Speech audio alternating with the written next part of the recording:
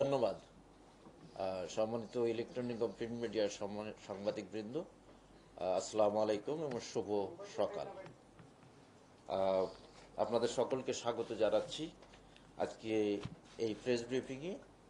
আজকের প্রেস ব্রিফিংটি হচ্ছে আপনার উত্তরা বিভাগের তুরাগ থানাধীন রাজুকের 17 নম্বর সেক্টরে একটি অজ্ঞাতনামা মহিলার লাশ প্রাপ্তি। এই লাশ সংক্রান্তে আমাদের একটি হত্যা মামলা রুজু। এটি একটি ক্লুলেস হত্যার ঘটনা। এই ঘটনার মূল রহস্য উদ্ঘাটন এবং আসামিদের গ্রেপ্তার প্রসঙ্গে গত 18 সেপ্টেম্বর 2025 সকাল 10টা থেকে 11:30টার দিকে আমরা জানতে পারি, সংবাদ পাই যে যে তুরাগ থানাধীন 17 নম্বর সেক্টরের 1 নম্বর রোড জি ব্লক, ওখানে খেলার মাঠের পাশে কাশবনের মধ্যে একজন অজ্ঞাতনামা মহিলার লাশ পাওয়া গেছে। ইমিডিয়েটলি সংবাদটা জানতে পেরে আমি থানাকে সেখানে দ্রুত মুভ করতে পারি। সেখানে থানার ওসির নেতৃত্বে একটি টিম সাথে সাথে চলে যায়। পাশাপাশি সেখানে আমাদের এসি সাদ্দাম হোসেন, যিনি উত্তরা জোনের এসি, এবং পরবর্তীতে আমি সহ আমরা ঊর্ধ্বতন অফিসার যারা ওখানে রয়েছে সকলেই যাই, ঘটনাস্থল পরিদর্শন করি। এই লাশে একজন মহিলার লাশ। অনুমান আমাদের কাছে মনে হয়েছিল তখন বয়স হবে 35 থেকে 37। এই লাশের আমরা ছবি সংগ্রহ করি, করে আমরা সুরুথাল করে লাশটিকে আমরা সোহরাওয়ার্দী হসপিটালে ময়না তদন্তের জন্য প্রেরণ করি। এবং এই এই লাশটি যাতে শনাক্ত হয় তার জন্য আমরা ঢাকা মেট্রোপলিটন পুলিশের 50টি থানা সহ আমাদের নেইবারিং যে সমস্ত ডিস্ট্রিক্ট রয়েছে সকল ডিস্ট্রিক্টের থানাগুলোতে আমরা ছবি সহ আমরা সংবাদ মেসেজ দেই যে এই ধরনের কোনো মহিলার মিসিং আছে কিনা, এই মিসিং সংক্রান্তে কোনো জিডি আছে কিনা। এই এই এটাকে ফলো করে ওই দিনে রাতে 18 তারিখ রাতেই আমাদের ক্যান্টনমেন্ট থানা থেকে একজন সাব ইন্সপেক্টর তানভীর মাহমুদ নাম, সে জানায় যে ক্যান্টনমেন্ট থানায় এরকম একটি জিডি রয়েছে যে এই বয়সের একটি মহিলা উত্তর মানিকদি থেকে মিসিং হয়েছে। তার জিডি নাম্বার হচ্ছে 932। জিডিটি রুজু হয়েছে 15/9/2025 খ্রিস্টাব্দ তারিখে। এই জিডির কপি আমরা সংগ্রহ করে এটার পেছনে আমরা তদন্ত অব্যাহত রাখি। পরের দিন 19 সেপ্টেম্বর এই একজন মহিলা, নাম হচ্ছে মনোয়ারা বেগম। আমরা পরে জানতে পেরেছি যে এই মনোয়ারা বেগম হচ্ছে ভিকটিমের মা। মনোয়ারা বেগম মিরপুর ডিএসএস এলাকার থেকে জানতে পারেন যে তার মেয়ে যে মিসিং হয়েছে 14 তারিখে, তিনি জানতে পারেন যে তুরাগ থানার রাজুকের 17 নম্বর সেক্টরের 1 নম্বর রোডের জি ব্লকে এই মাঠের কাছে কাশবনের মধ্যে একটি অজ্ঞাতনামা মহিলার লাশ পাওয়া গেছে। তিনি তার ছেলে সুলতান আহমেদ সহ, এবং যিনি ভিকটিম, যার এই লাশ পাওয়া গেছে, নাম হচ্ছে বিথি আক্তার ওরফে বিলকিস। তার ছেলে, ছেলের মা তিনি। বড় ছেলের নাম হচ্ছে যে সাকিবুল হোসেন ওরফে তানজিল। সে তার বয়স হবে 18, 10ম শ্রেণীর ছাত্র, বিএফ শাহিন কলেজে পড়ে। আর একটি 7 বছরের ছেলে রয়েছে। তো এই মনোয়ারা বেগম, তার ছেলে সুলতান আহমেদ এবং তার নাতি যে এই তানজিলকে নিয়ে ইমিডিয়েটলি চলে আসেন এই ঘটনাস্থলে। এই যে 17 নম্বর সেক্টরে এসে তখন তো ওখানে কিছু নেই। আগের দিন আমরা লাশ পাঠিয়ে দিয়েছি সোহরাওয়ার্দী হসপিটালে। তিনি থানায় চলে যান। থানায় গিয়ে তিনি ওসি সাহেবের সাথে দেখা করে পরবর্তীতে আমাদের এসি সাদ্দাম হোসেনের সাথে দেখা করলে তার দেওয়া তিনি এই কিভাবে তার মেয়ে হারিয়ে গেছে, এবং ওখানে যে আমরা ছবি সংগ্রহ করেছি, যে ছবি তাদেরকে দেখিয়েছি, এবং ছবির যে পোশাক রয়েছে, তার মাথায় হিজাব পরিহিত, তার শরীরের মধ্যে যে লাল রঙের ব্লক প্রিন্টের যে টি শার্ট ছিল এবং তার যে কালো রঙের প্লাজো পরা ছিল, এটা দেখে বিশেষ করে তার ছেলে তানজিল তাকে শনাক্ত করে যে এটি তার মা। পরবর্তীতে তারা অন্যান্য সবকিছু বিষয় মিলিয়ে তিনজনই শনাক্ত করে যে এটি তাদের হারিয়ে যাওয়া মিসিং হওয়া মেয়ে বিলকিস। পরবর্তীতে আমরা আরো এই বিষয়ে তাদেরকে নানা জিজ্ঞাসাবাদ করি। জিজ্ঞাসাবাদ করে পরের দিন আমরা যে তার মা একটা তথ্য আমাদেরকে দেয় যে 14 তারিখ সন্ধ্যা 7টার দিকে তিনি মেয়ের জামাই এবং নাতনিরা মিলে উত্তর মানিকদির যে নব্বরকাঠি কি এলাকা, সেখানে 38/3 বাসা ভাড়া নিয়ে থাকেন। তিনি যখন সন্ধ্যার দিকে তার মেয়ের বাসায় যান, তার মেয়ে তখন রেস্ট নিচ্ছিলেন। তো তখন তার মেয়ের কাছে একটি কল আসে, একটা ফোন আসে। তখন তার মেয়ে বলতেছিল তার হাজবেন্ডের কাছ থেকে এই কল এসেছে। তার হাজবেন্ডের নাম হচ্ছে বাবুল। এই বাবুলকে তার মেয়ে জিজ্ঞেস করছিল যে তুমি তোমার নাম্বার দিয়ে কল না দিয়ে তুমি অন্য অপরিচিত নাম্বার থেকে কল দিচ্ছ কেন? তখন তার যে মেয়ের হাজবেন্ড, এই মনোয়ারা বেগমের যে জামাই বাবুল, বলতেছিল তার মেয়েকে যে আমার মোবাইলের চার্জ শেষ হয়ে গেছে, সেজন্য আমি আমার এক বন্ধুর নাম্বার থেকে, আমার এক পরিচিত লোকের নাম্বার থেকে আমি কল দিয়েছি। এবং এই কল দিয়ে তাকে ডাকে যে তুমি ইসিবি চত্বর এলাকায় চলে আসো, আমরা একটা টাকা ধার করতে হবে, লাভের উপরে লোন নেব টাকা, তুমি ইয়ে আপনার আপনার ব্যাংকের চেক বই, এনআইডি কার্ড এবং তোমার ছবি নিয়ে চলে আসো। তারপরেই তার মেয়ে চলে যায় তার কথা অনুযায়ী, তার হাজবেন্ডের কথা অনুযায়ী চলে যায় ইসিবি চত্বরে। এর পরবর্তীতে তার মা আরেকবার কল দিয়েছিল। তখন তার মেয়ে বলতেছিল যে আমি উত্তরা যাচ্ছি তোমার জামাই সহ, এবং তার সাথে আরো 2-1 লোক আছে। সে বলেছে যে টাকা ধার করবে কোথায়, লাভের নেবে, সে কারণে আমি যাচ্ছি। কিন্তু এর পরবর্তীতে কিছু সময় পরে আর তার মোবাইলে তিনি কল দিয়ে তিনি আর মোবাইলে রিচ করতে পারেননি। এতে তিনি উদ্বিগ্ন হয়ে পড়েন।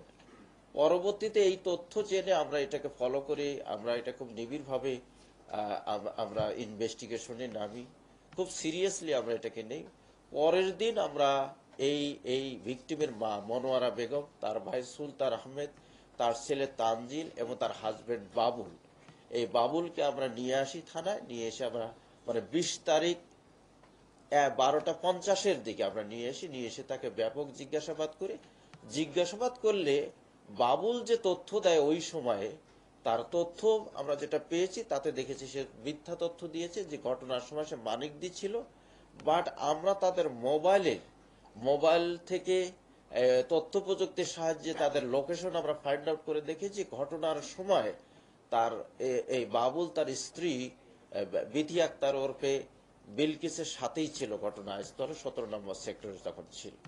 তো তার পরবর্তীতে আমরা আর তার যে শাশুড়ির দেওয়া তথ্য, তার শ্যালক এবং তার ছেলের দেওয়া তথ্য সবকিছু মিলিয়ে আমরা তাকে ব্যাপক জিজ্ঞাসাবাদ করি। জিজ্ঞাসাবাদের এক পর্যায়ে বাবুল স্বীকার করে যে তিনি এবং তার সাথে থাকা আরো 3জন লোক মিলে তার পরিচিত বন্ধু মানুষ যাদের সাথে সে চলতো, তাদেরকে সাথে নিয়ে সে তার স্ত্রীকে মেরে ফেলেছে।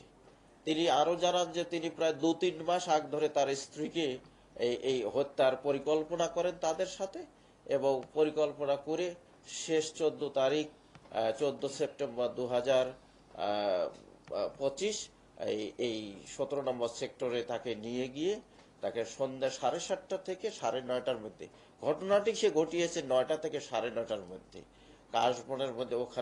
কাশবনের মধ্যে নিয়ে গিয়ে তাকে গলা টিপে তাকে হত্যা করে। আমরা তার দেওয়া তথ্য, বাবুলের দেওয়া তথ্য মতে আমরা তার এই হত্যা কাজে সহযোগিতা করেছে যে সেই 4 জনের মধ্যে আরেকজনকে গ্রেপ্তার করে, নাম হচ্ছে সম্রাট থাকতো মূলত 12 নম্বর সেক্টর পল্লবী থানা এলাকায়, মিরপুর 12-তে, ওই কালাপানি এলাকায় লেন 6-এ সে থাকতো। তো তাকে আমরা গ্রেপ্তার করেছি, সে এই কাজে সহযোগিতা করেছে। এবং তারা যাদেরকে জিজ্ঞাসাবাদ করে তারা স্বীকার করে যে হ্যাঁ, সম্রাটও জানায় যে সে তার এই বাবুলের স্ত্রী বিলকিস বেগমের পা চেপে ধরেছিল, তখন বাবুল তাকে গলা টিপে হত্যা করে। এ কাজে আরো 2জন সহযোগিতা করেছে, একজন পাশে ছিল, আর একজন ওই সময় হত্যার সময় ছিল। আমরা তদন্তের স্বার্থে বাকি দুজনের নাম প্রকাশ করছি না। আমরা আমাদের অপারেশন অব্যাহত রয়েছে। আমরা আশা করি খুব দ্রুত বাকি দুজনকেও আমরা গ্রেফতার করতে পারবো। আমি আমি শেষ করে নিই। তো এটি একটি মর্মান্তিক হত্যাকাণ্ড এবং একেবারে ক্লুলেস ছিল। এবং আমরা এই ঘটনায় আমাদের তুরাগ থানায় একটা মামলা, হত্যা মামলা রুজু হয়েছে। মামলা নাম্বার হলো 20/9/2025 খ্রিস্টাব্দ। ধারা হচ্ছে আপনার 302, 201, 34 পেনাল কোডে রুজু হয়েছে। মামলাটি রুজু করছে আমাদের একজন sub inspector SI Saiful Islam নামে। তো আমরা এই খুব দ্রুততম প্রায় 24 ঘন্টার মধ্যেই এইরকম একটি ক্লুলেস হত্যাকাণ্ডের আমরা রহস্য উন্মোচন করেছি, আসামিদের গ্রেপ্তার করেছি এবং অন্যান্য আলামত জব্দ করেছি।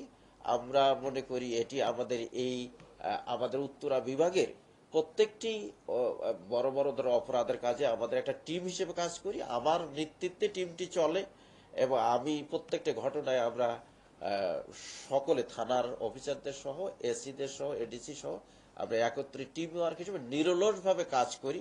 এবং এখানেও তাই হয়েছে। আমরা দুদিন যখন লাশটি পাওয়ার পর থেকে আমরা কোনো ধরনের স্পেস দেইনি, একদম টানা আমরা থানায় বসা ছিলাম, থানায় খেয়েছি, থানায় ঘুমিয়েছি, থেকে আমরা উদ্ধার করেছি। এবং একে যে আমাদের এসি সাদ্দাম খুব বড় কাজ করেছে, টেকনোলজিক্যাল কাজগুলো সে বেশি করেছে, আমাদের ওসি এবং সাব ইন্সপেক্টররা কাজ করেছে। আমি সেখানে শুরু থেকে শেষ পর্যন্ত ছিলাম, গাইড করেছি যাতে কোনো ধরনের এই ঘটনা এখন লুজ দিলে বা কোনো ধরনের সময় নিলে হয়তো এই হত্যাকাণ্ডটি রহস্য উন্মোচন করতে আমাদের জন্য কঠিন হবে। আমরা আমরা আমরা এটি একটি বড় সাফল্য বলে আমরা মনে করছি।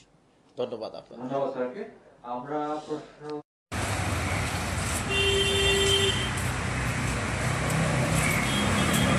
আমরাও নিতে পারি, আপনারা নিয়ে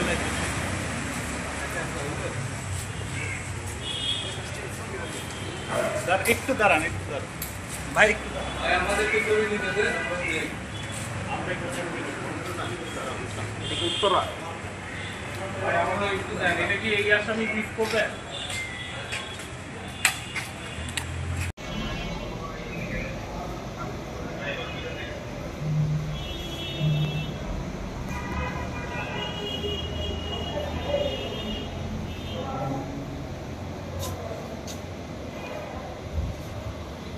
হেলমেট একটা কম করছে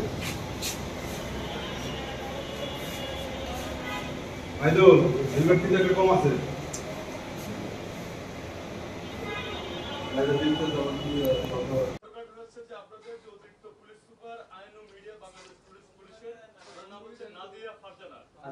হাতে চিলে লাগে এটা মন্তব্য করেছিলেন যে রাত 9টার পরে হাতে চিলে লাগে চলাফেরা করতে নিষেধ করা হয়েছে। এটা কি আসলে আইনশৃঙ্খলা ব্যর্থতা কিনা, এটা কি বলতে চান? আমরা ঢাকা মেট্রোপলিটন পুলিশের পক্ষ থেকে বলতে পারি, ঢাকা মহানগরবাসীর নাগরিকদের নিশ্চয়তা বিধান করার জন্য ডিএমপি দিনরাত নিরলসভাবে কঠোর পরিশ্রম করে যাচ্ছে। আমরা আমাদের পক্ষ থেকে কোনো একটা নির্দিষ্ট স্থানে কোনো একটা নির্দিষ্ট সময়ে কারো মুভমেন্ট আমরা নিরুৎসাহিত করি। এটা যদি অন্য কোনো ইউনিট করে থাকে এটা আমরা আমার জানা নেই। আমাদের তরফ থেকে আমরা নির্দ্বিধায় বলতে পারি ঢাকা মহানগরে আপনারা নিশ্চিন্তে নির্ভয়ে চলাফেরা করবেন।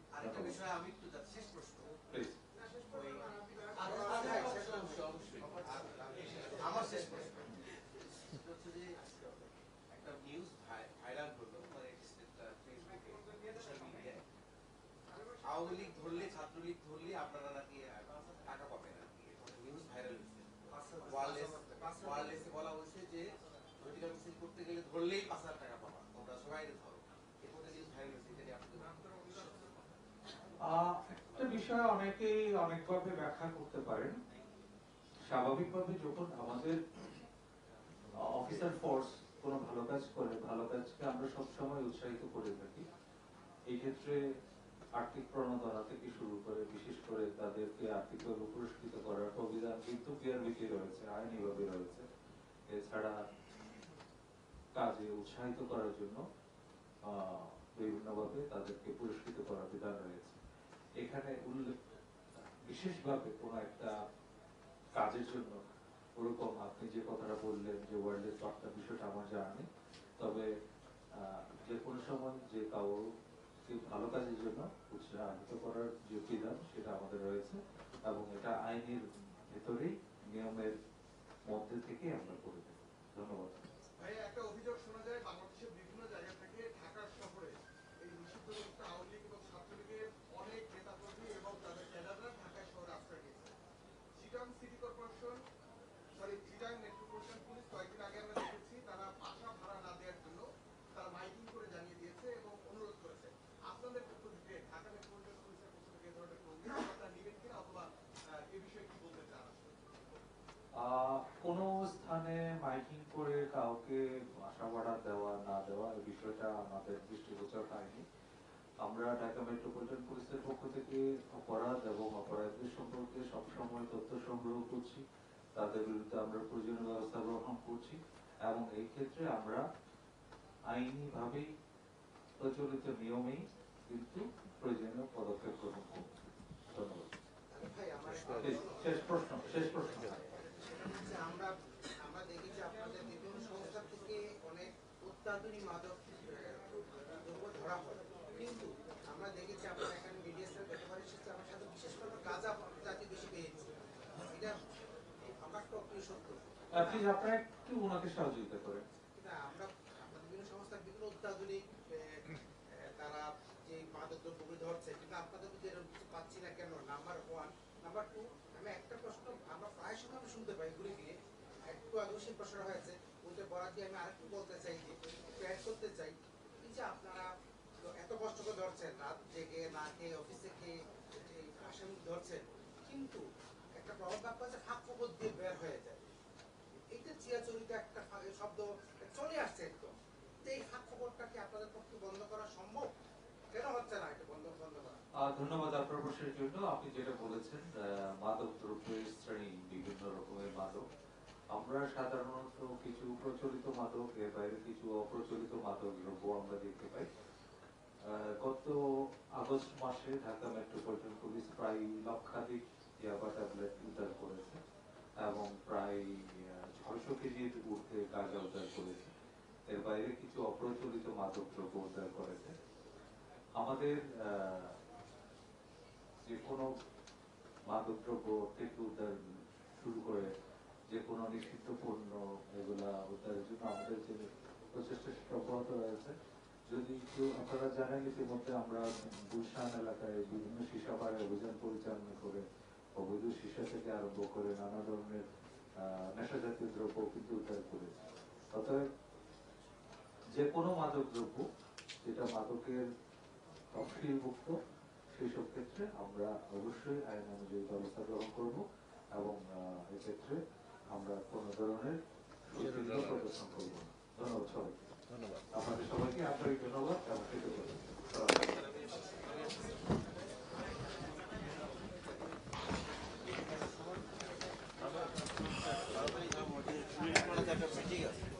আপনাদের দেই, আমাদের দুজন যে আসামি গ্রেপ্তার হয়েছে তারা দুজনেই এই হত্যার সাথে নিজেদেরকে জড়িয়ে স্বীকারোক্তিমূলক জবানবন্দি আমাদের কাছে দিয়েছে এবং তারা বিজ্ঞ ম্যাজিস্ট্রেটের কাছেও সিআরপিসি 164 ধারায় তারা স্বীকারোক্তিমূলক জবানবন্দি দেবে এবং সে কারণে তাদেরকে আমরা বিজ্ঞ আদালতে প্রেরণ করেছি। আমরা আশা করি বিকালেই আমরা এই স্বীকারোক্তিমূলক জবানবন্দির কপি আমরা পেয়ে যাব।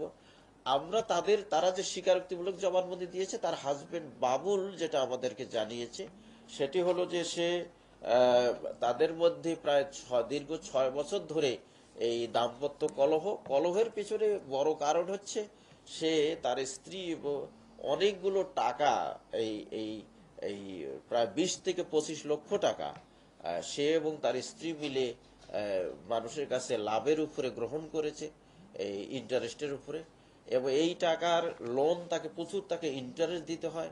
সে বাবুল চাকরি করে 901 ঢাকা ক্যান্টনমেন্টের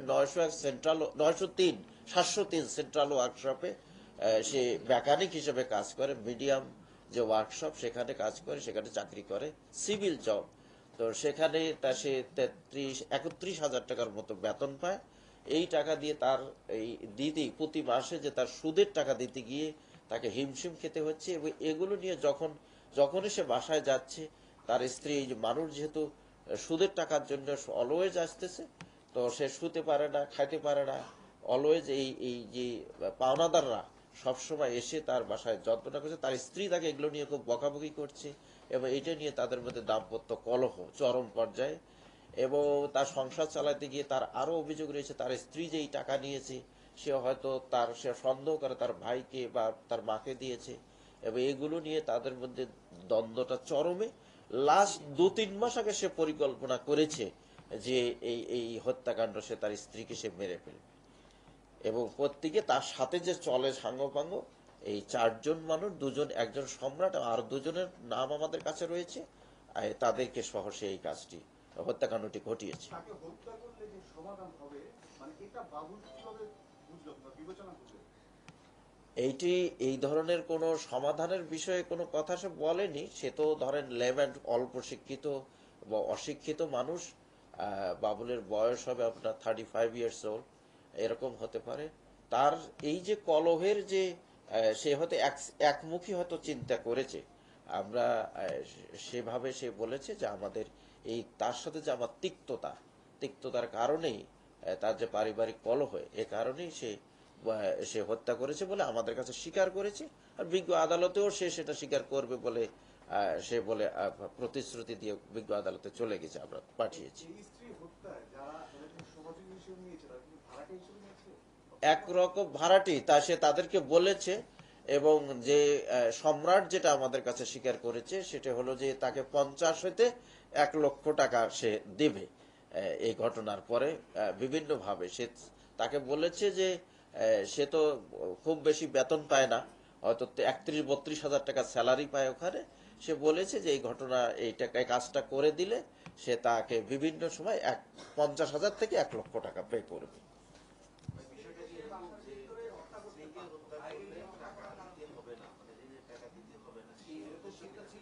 না, এই ধরনের কোনো ইয়ে না।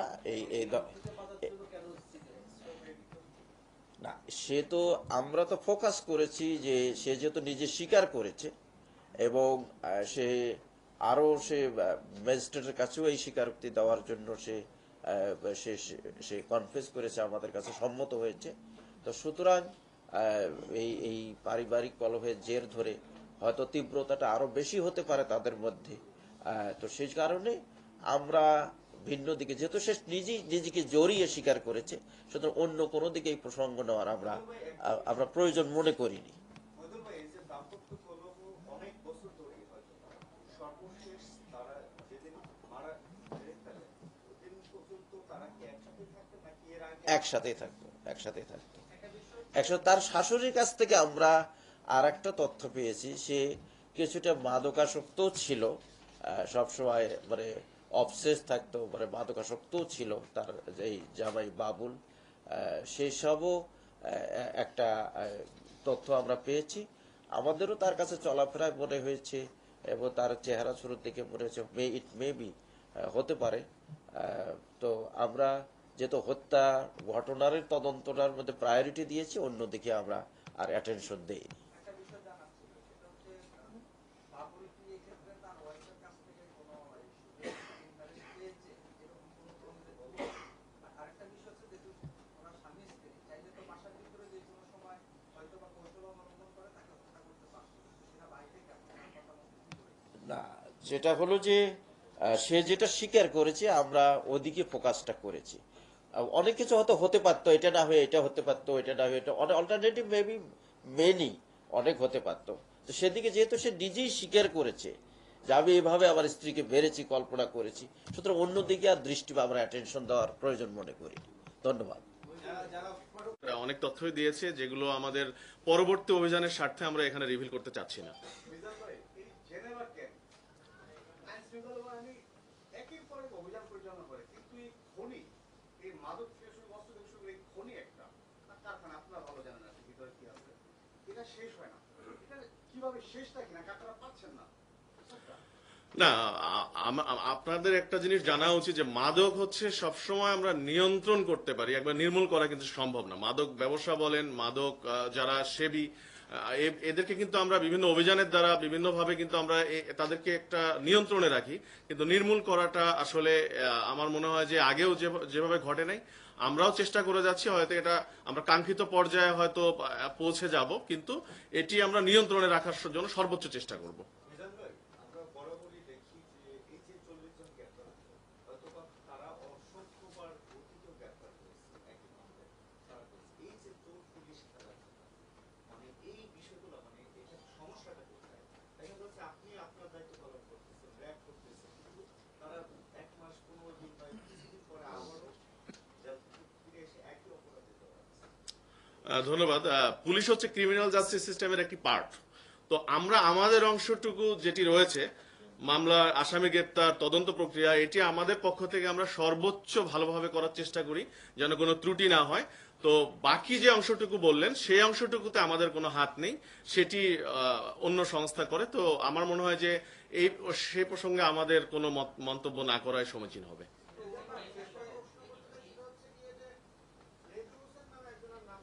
জি।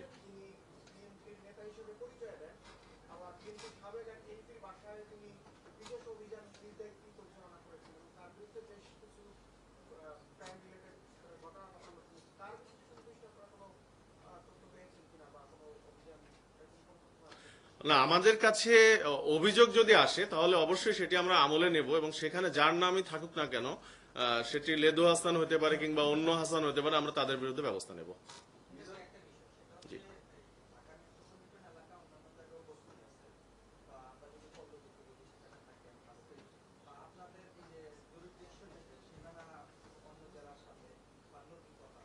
হয়তো বলতে পারেন যে এইগুলোর কারণে এখানে অপরাধটা বেশি, কিন্তু এগুলো অন্যান্য জায়গায় আছে।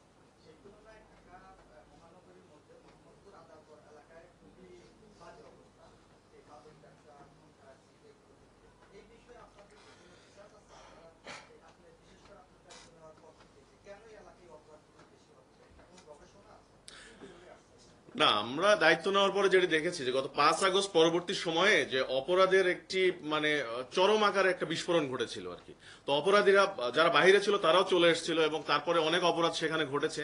এরপরে আমরা কিন্তু লাগাতার এই মোহাম্মদপুর থানাতে গত 6-7 মাসে আমরা 3000-এর অধিক আসামিকে আইনের আওতায় এনেছি, এবং আমরা চেষ্টা করেছি প্রত্যেক দিন যে সকল এলাকায় অপরাধীদের বিচরণ রয়েছে সে সকল এলাকা আমাদের পুলিশ কিংবা অন্যান্য আইন শৃঙ্খলা রক্ষাকারী বাহিনী সেই জায়গায় অভিযান পরিচালনা করবে এবং করে আসছে। এবং এর ফলে আপনি দেখে থাকবেন যে সকল এলাকায় একসময় শুনেছেন যে এই এলাকায় বেশি হয়, সেই এলাকায় কিন্তু এখন অপরাধ অনেকটা কমে গিয়েছে। তারা নতুন হয়তো তারা আমাদেরকে ফলো করে নতুন একটি জায়গা বেছে নিয়েছে, আমরা তখন সেই জায়গাতে অ্যাটাক করেছি। এভাবে আমাদের কিন্তু থেমে নেই, আমাদের অভিযান চলমান রয়েছে। আশা করি যে আস্তে আস্তে হয়তো পরিস্থিতি আরো ভালো অবস্থায় আসবে।